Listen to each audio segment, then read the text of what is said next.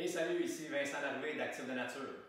Dans les dernières semaines, j'ai discuté avec vous de l'importance de prendre soin de notre santé, de la prendre en main et de faire de l'entraînement musculaire ou avec résistance. Une excellente façon d'atteindre ces deux objectifs-là est de se créer un petit gym à la maison.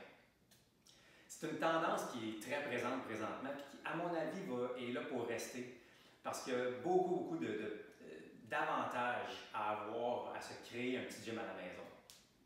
Une des affaires qui est extrêmement importante, c'est que pour créer un changement, pour instaurer une habitude qui compte pour nous, c'est super important d'adapter l'environnement, d'adapter notre environnement à ce changement-là.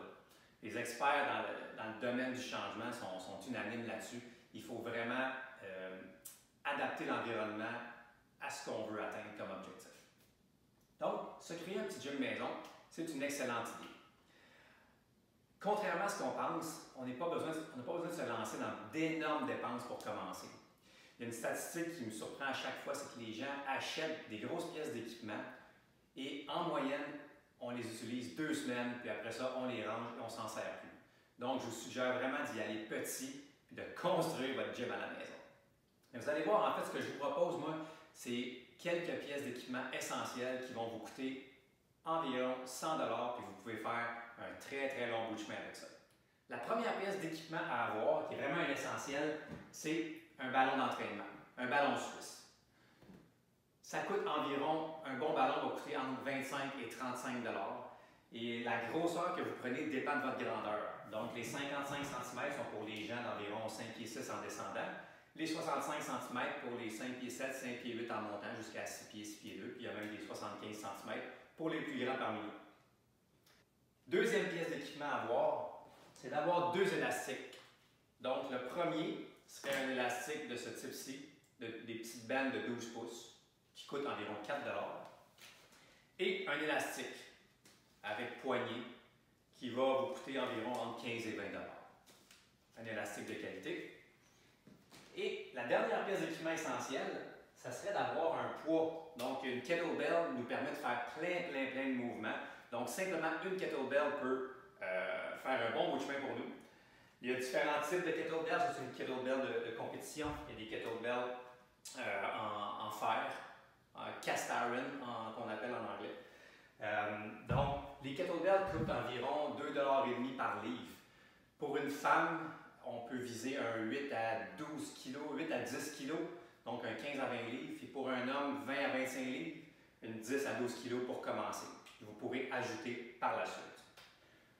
Donc tout ça, ces 3 pièces d'équipement-là vont vous coûter autour de 100 $ maximum. Il y a aussi, on peut ajouter 2 autres pièces d'équipement qui sont facultatives en fait, mais qui sont intéressantes. C'est un tapis de yoga pour être plus confortable si on fait des exercices au sol. Ça aussi, c'est pas très dispendieux, ça va vous coûter 20 à 25 $ pour un bon tapis. Et un bloc de yoga. Moi, j'utilise beaucoup le bloc de yoga pour des exercices de connexion musculaire que j'appelle. J'en ai démontré quelques-uns dans les infolettes parfois. Mais c'est très bénéfique, on peut utiliser ça pour plusieurs exercices. Ça va coûter entre 5 et 10 $. Donc, un extra 35 $. Donc, pour entre 100 et 135 $, vous avez un gym maison.